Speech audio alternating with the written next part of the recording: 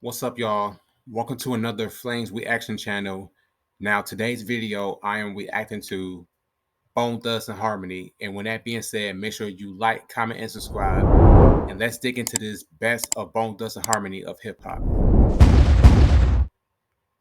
We got some diehard ass fans, man. They real solid, since day one ass. Plus, a lot of new youngsters that get hip to Bone Thugs and Harmony, so our fan base is growing. NWA mastermind Eazy-E plucked Bone Thugs of Harmony out of obscurity as they were wasting away in Cleveland, Ohio, in desperate need of discovery.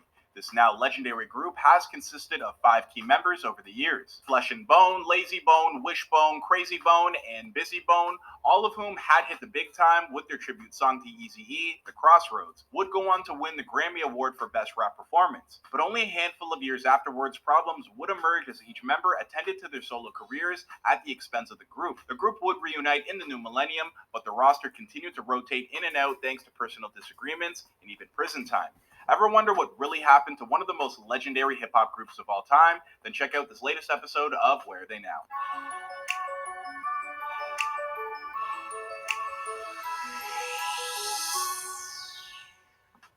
Formed in Cleveland, Ohio in 1991, this ragtime collection of uber talented rappers went from being hungry and homeless to being dubbed the innovators of Cleveland sound. During their earliest iteration, the group called themselves Band-Aid Boys, before eventually changing it to BONE Enterprise and finally settling on just Bone in 1993. That same year, they finalized their lineup to consist of Busy Bone, Wishbone, Crazy Bone, Lazy Bone, and Lazy Bone's older brother, Flesh and Bone. These 5 men essentially lived together and spent most of their time hanging out at the corner of 99th Street and St. Clair Avenue in their hometown. I didn't know Cleveland had number streets. I thought that was a New York thing.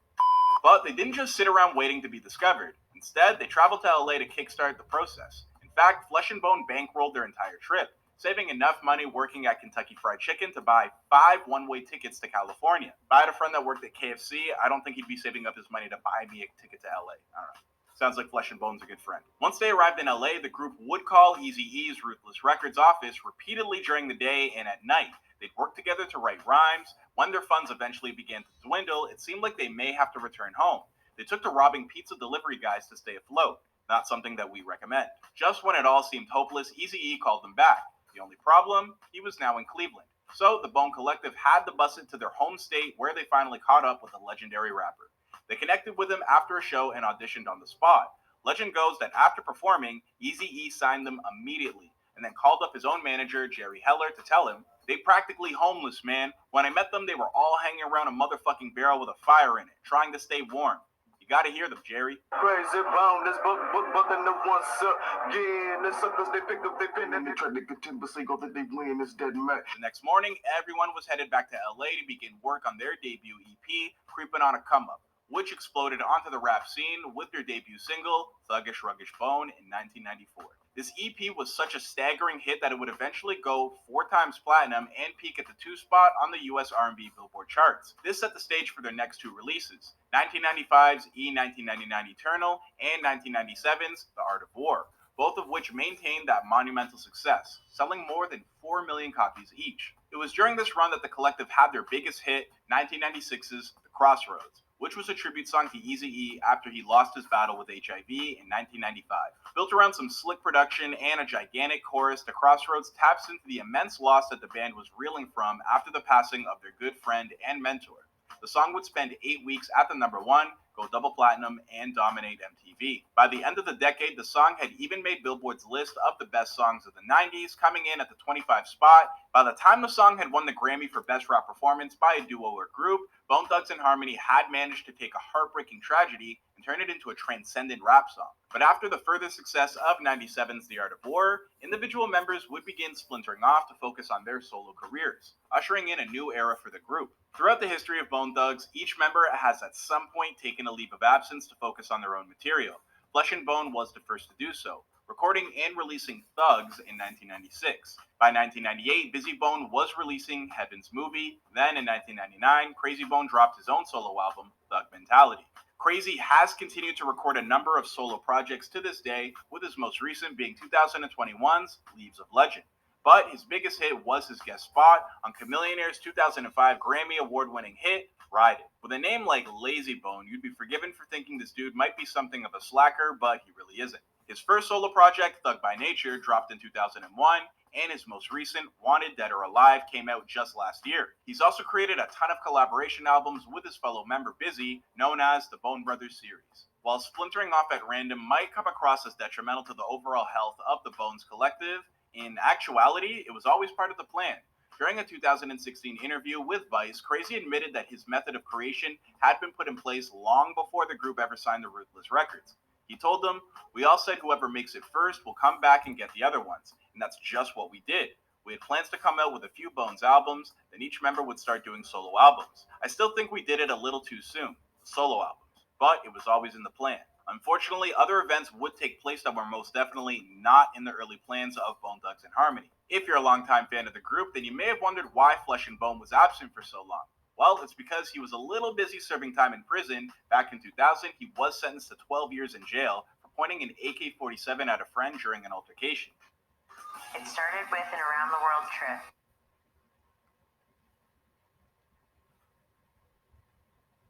He loves guns. Every one of his offenses involves guns. There was another time House assaulted a neighbor in Chatsworth with a gun.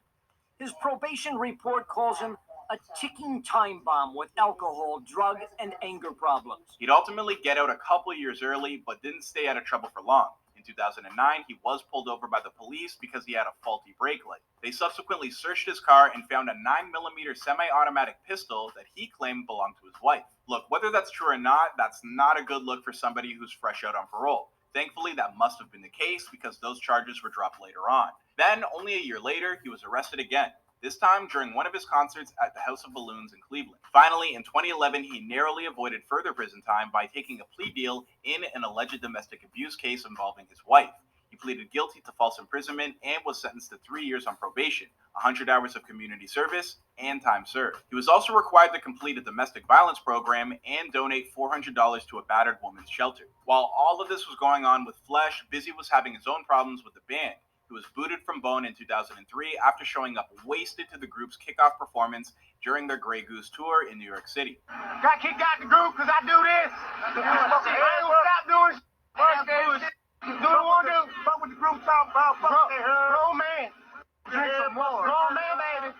Check it. Grown man. Bizzy was told that it was ultimately Crazy Bone's decision to remove him from the group, and while he tried to shake off the hurt that he felt, it still rubbed him the wrong way. During an interview with OWN in 2016, Bizzy would change the story slightly and say that it was his decision to leave after he felt like his creativity was being stifled by other members.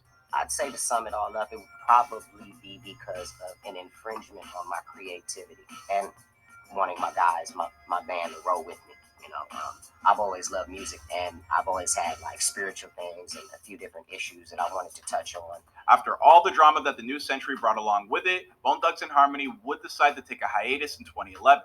That's when both Crazy Bone and Wishbone left the group to focus on their solo careers full time, leaving just Flesh and Bone and Lazy Bone on their own. But by 2012, the breakup was already over. The boys regrouped for Rock the Bells at Los Angeles House of Blues, and they've stuck with one another in some iteration ever since. Since then, they've released 2 further studio albums, 2013's The Art of War, World War III, and New Waves in 2017. That latter project actually just features 2 of the 5 Bones, Crazy and Bizzy, who released it under the name Bone Thugs. Most recently, the group has undergone something of a tongue-in-cheek name change, partnering up with Buffalo Wild Wings to rebrand themselves as Boneless Thugs and Harmony. Soon afterwards, the group's 2020 tour was cut short due to the worldwide pandemic, but hey, at least we did get that wild versus battle where we saw them square off against 3-6 Mafia, and it's safe to say that things got pretty heated. As for where they go from here, well, that's a story for another time and another place. After all, this is Where Are They Now? My name is Clyde, and if you guys learned a thing or two... All right, y'all, that's it for this video, and I'm signing out. Peace.